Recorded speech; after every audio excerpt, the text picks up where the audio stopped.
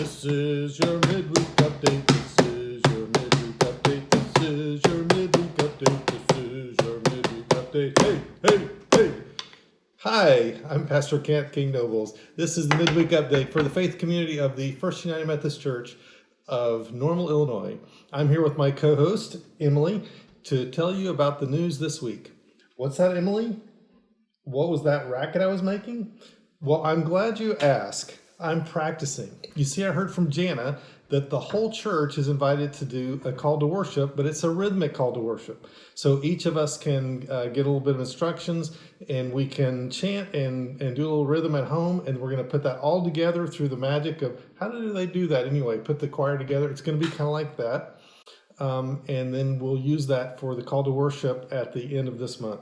So you can find out more information from Jana Peterson on how to do that. I hope you will take advantage of this opportunity. So Emily, I heard that this is something even I can do. You didn't have to have any talent. So I thought, wait, what did you say? Oh, I thought you said something. Anyway, I thought this is just the thing for me, so I'm gonna participate. More information on that. So, Emily, what news do we have to share with these good people for this week? Okay, I'll share a few things then. Outside worship. Outside worship is tonight at the church. We'll be there by the parking lot in the prayer garden. Hopefully it'll be a nice evening. 6:30 tonight. We're going to be looking at Psalm 139 and how do we really get it in our souls that we are fearfully and wonderfully made. So this should be an uplifting time. Hope you can join us for that. A week from this Wednesday, the next outside worship on Wednesday night, we're going to have a string trio. It's the same group that came and played for us when we had a concert there not too long ago. They're going to be the music for us, so we look forward to that also. What else have we got going on? Oh, Emily, we got some big news coming up. Did you roll your eyes at me? Anyway, there is some really big news coming up. Did you hear that Teresa Garrett is retiring? I can't believe this. Teresa Garrett, after working in the church office with such an incredible group of co-workers to work with, she is, for some reason, going to retire. I think she and Don are planning some riding off in the sunset and retirement, something going on there. But Teresa will finish her work the end of September, so not that much longer. I don't know, Emily, I think she's really going to miss us. Yeah, you think so too. Okay. But maybe we'll call her every day and just remind her so she won't miss us too much. And now, drum roll, please. We have an update on the Bridge campaign. Remember, our goal for the Bridge campaign, to catch us up on some things around the church, is to raise $150,000. And I heard from Lita, Emily, I heard this today, that we have received $131,475. So that means we're just a little over $18,000 away from our goal. So thank you to all of you who have contributed to the Bridge campaign. We really appreciate your support. The trustees are already looking at how they can replace those leaky air conditioners. So we got a little ways to go, but thank you. If you haven't contributed yet, we still need your help. So thank you for that.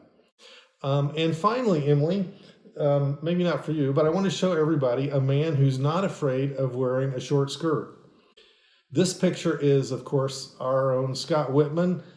Scott is a very talented man, musician. In his free time, among other things, he plays the bagpipe. So if you haven't heard him play the bagpipe, that is something to take in.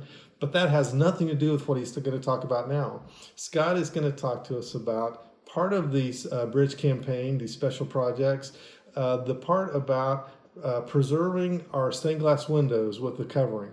So Scott Whitman, thank you. Take it away. Hi, my name is Scott Whitman, and I've been coming to church here for a little over 10 years now.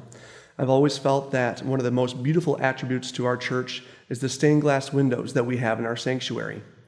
When I was on trustees a couple years ago, we started discussing some concerns that we had about our stained glass windows. The first of which being when congregation members would sit on the north side of our sanctuary during the winter months, they'd get quite cold. That also raises the second point being inefficient, and our church is trying to be a little bit more environmentally conscious and more efficient with our building. The last concern that was brought up to us is that with time and weather, the concrete around the glass can degrade and can become damaged.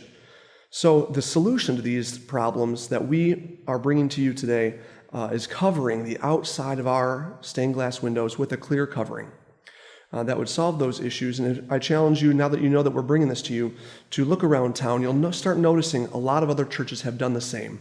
Some of them have done a fantastic job at doing so in a very classy manner that enhances the beauty of their stained glass windows, while other ones are not so much.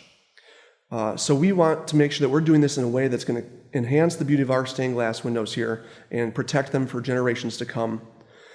I really hope that you will consider donating to our capital campaign towards covering the outside of our stained glass windows here at First Time Methodist Church. Thank you. I think we killed it. That is the midweek update, Mike. That is the midweek update, Mike.